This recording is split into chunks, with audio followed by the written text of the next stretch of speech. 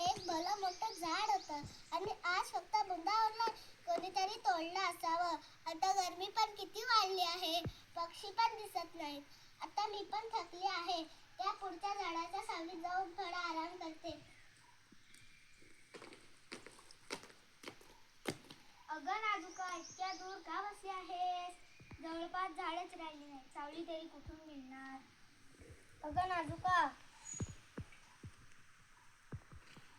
इकडे तिकडे काय पाहतेस? वर बघ वर.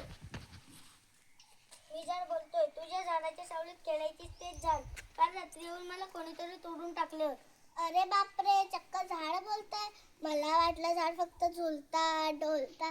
आता बोलू पण लागले. झाडोबा, तू माझ्याशी बोलतोयस म्हणजे तू माझा मित्र झालास, होय ना? होय, मी तुझा मित्र आहे.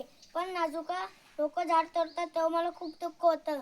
आम्ही सावली देतो, थंड हवा देतो, पक्ष्यांना घर देतो आणि पावसाला बोलवतो. जर माझ्यासारखी झाडे संपली तर हवा गरमागरम होईल, पाऊस नाहीसा होईल आणि लोक रडू लागतील, हैराण होतील, त्यांना त्रास होईल. अरे वा, झाडं इतके काम करतात हे मला माहितीच नव्हतं. अरे झाडोबा, म्हणजे तू हवामान कंट्रोल करू शकतोस ना रे. म्हणजे तू तर ग्रीन सुपर हिरो आहेस. हो, पण मला पॉवर पाण्यामुळे मिळते. जर लोकांनी आम्हाला पाणी दिले नाही तर माझी चार्जिंग संपते आणि बॅटरी लो होते. अरे बापरे, नको नको. हवा शुद्ध करणाऱ्या सुपर हिरोची चार्जिंग डाऊन होऊन कसं चालेल? आजपासून मी पण झाडांना पाणी घालेन आणि माझ्या मित्रांनाही तसेच करायला सांगेन. झाड आहेत म्हणूनच माणसाचे श्वास चालू आहेत.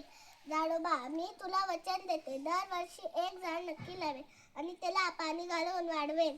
वारे नाजुका, तुझ्यासारखी मुले असली तर पृथ्वी नेहमी हिरवीगार राहील. चला मग मित्रांनो, आपण एक नवी सवय लावू. झाड लावू, त्याला पाणी घालू आणि आपला निसर्ग वाचवू.